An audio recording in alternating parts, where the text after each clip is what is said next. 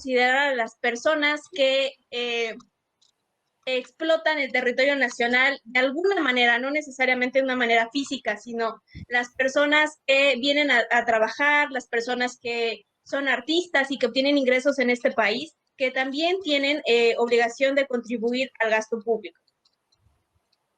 Así es. Entonces, bueno, ya sabemos, somos residentes en México, ¿sí? Ingresos que tengamos, no importa dónde sean, ¿eh? No importa si son en el extranjero los ingresos, yo tengo que pagar el impuesto sobre la renta en México porque soy residente en territorio nacional.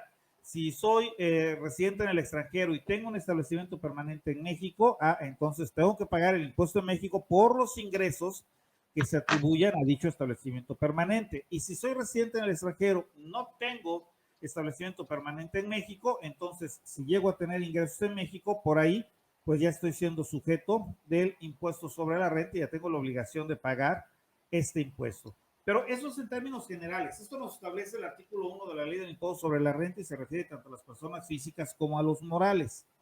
Pero cuando hablamos ya en específico de las personas físicas, cuando ya nos situamos directamente en el título cuarto de la Ley del Impuesto sobre la Renta, pues vamos a irnos al artículo 90, que el artículo 90 es el que nos habla de las generalidades, pero ahora específicamente de las personas físicas. Y acá, observen esto, nos maneja que sean personas físicas residentes en México y que obtengan ingresos. Ahora, ahí voy a hacer un alto, porque hasta ahorita, la parte coincidente o la palabra coincidente en todos los supuestos han sido los ingresos, lo cual quiere decir que el objeto del impuesto es el ingreso, ¿sale?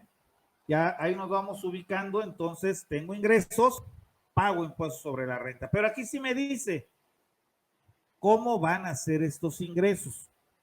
En el artículo 1, en la generalidad, nada más no habla de los ingresos, pero aquí es un poquito más específico, tratamos de las personas físicas porque me habla de diferentes tipos de ingresos, Liz. Así es. Podemos decir que ingresos, pues, lo podemos deducir en efectivo, pero pues no. El artículo 90 nos dice que sean en efectivo, en bienes, en crédito o en servicios. Entonces, si tenemos alguno de estos ingresos, somos residentes en México, estamos obligados a pagar el impuesto sobre la renta. Así es, hay que considerar que cuando se trata de los ingresos en devengado y en servicios, así lo debe de señalar la propia ley en forma expresa. En forma expresa la ley me debe de decir cuándo yo debo de considerar esos ingresos, ya sea en servicios o en devengado, como un ingreso acumulable. Recuerden que hablábamos de los tipos de ingresos, tanto grabados como no grabados, exentos, acumulables, no acumulables. Eso lo platicábamos la sesión anterior. Bueno, aquí ya nos habla de los ingresos que debe tener la persona física y cuando la ley me especifique que una persona física va a considerar como ingreso grabado uno que se tenga en devengado o que se tenga en servicios, en ese caso, si la ley lo señala, así lo deberá de considerar como un ingreso, contrario a la persona moral, que los ingresos en devengado son considerados como un ingreso desde el momento en que ya se devengó el derecho a percibir el mismo, lo haya o no lo haya cobrado. ¿Sí? Recordemos aquí esta gran diferencia que existe entre las morales y las físicas, que las físicas son por los ingresos efectivamente percibidos, efectivamente cobrados, pero también están obligados al pago del impuesto ADA los residentes en el extranjero, personas físicas. En efecto, es como que un poquito como de laberinto, un poquito enredado, que si nacional, que si en el extranjero, que si residente, que si no, que si ingreso acumulable, que si no acumulable. Y es importante irlo aclarando poco a poco para poder comprender exactamente hacia dónde se enfoca en específico la ley del impuesto sobre la renta respecto a los sujetos. Y en este caso, pues también las personas físicas que residen en el extranjero también tienen la obligación de pagar el impuesto sobre la renta. Pero si ustedes pueden ver en esta lámina, nos dice algo muy específico, que realicen actividades empresariales o presten servicios. No necesariamente tienen que, por ejemplo, dedicarse al comercio. Pueden prestar un servicio dentro del territorio nacional. Y nos dice personales independientes en el país a través de un establecimiento permanente. por los ingresos atribuibles a este.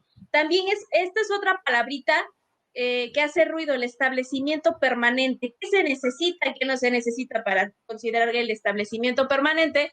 Que les decía yo, muchas veces necesitamos un diccionario para poder entender cada uno de estos conceptos, pero las personas físicas que no están aquí, que están en el extranjero, sin embargo, tienen una fuente de riqueza aquí, pueden, bueno, más bien no pueden, deben pagar el impuesto sobre la renta.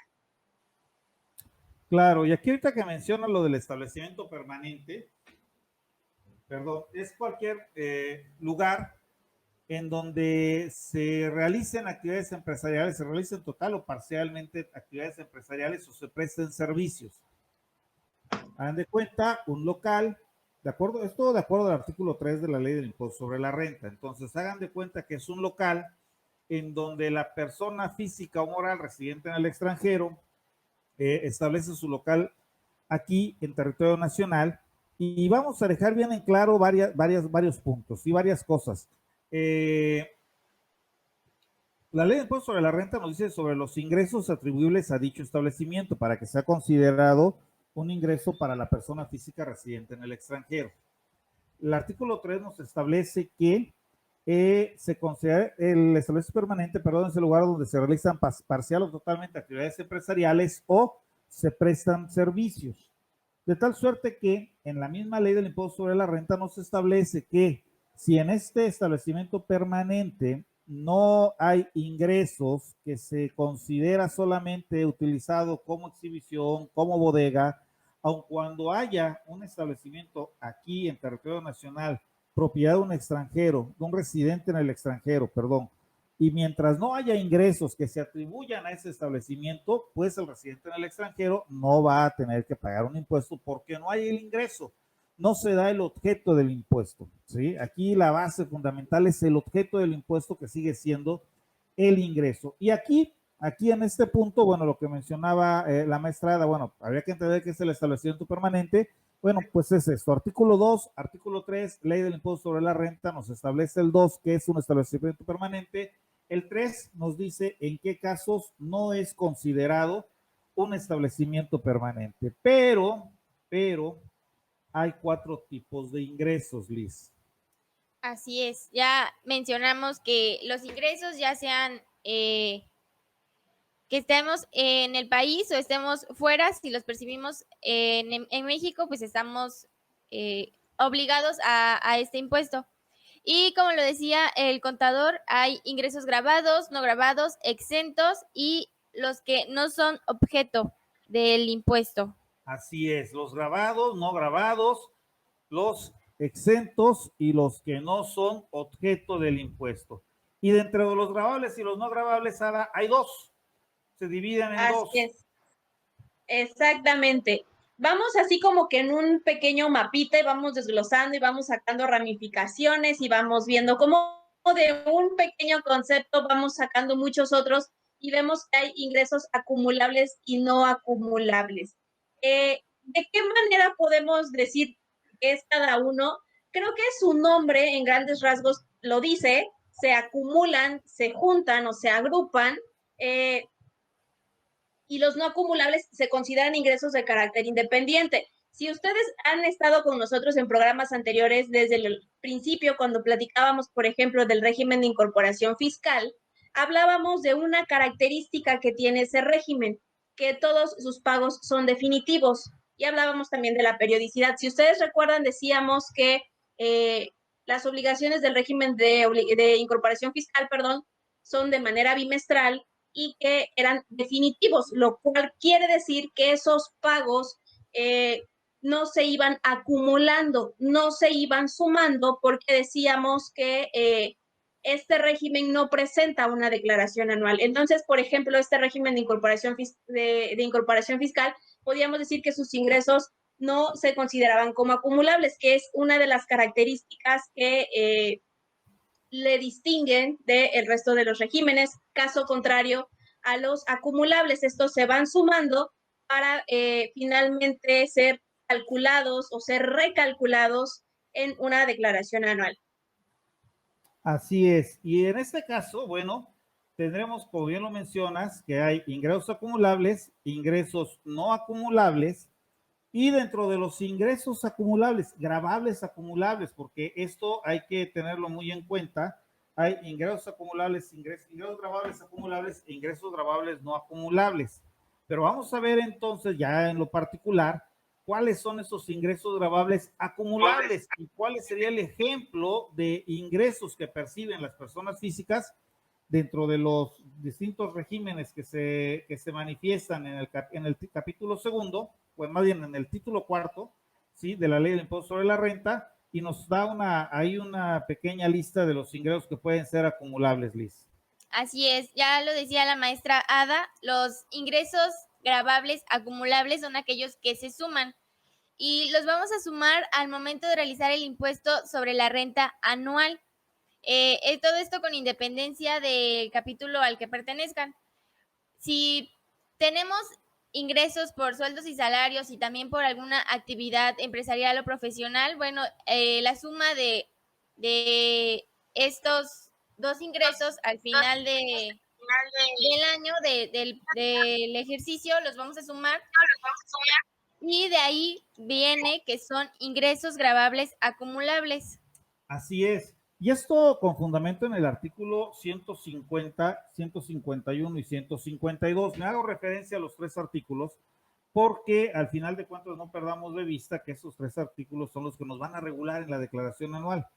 Desde la obligación de hacer la declaración del ejercicio, las deducciones personales, que son diferentes a las deducciones autorizadas, las deducciones personales que yo puedo disminuir de mis ingresos, y aquí haciendo un pequeño paréntesis y adelantándonos un poquito a lo que sigue, pues recordemos que por cada uno de los capítulos de los ingresos acumulables que acaba de mencionarnos Liz, que tenemos sueldos y salarios, que tenemos actividades empresariales, actividades profesionales, el arrendamiento, la enajenación de bienes, la adquisición de bienes, los intereses, ingresos que se acumulan a los demás ingresos.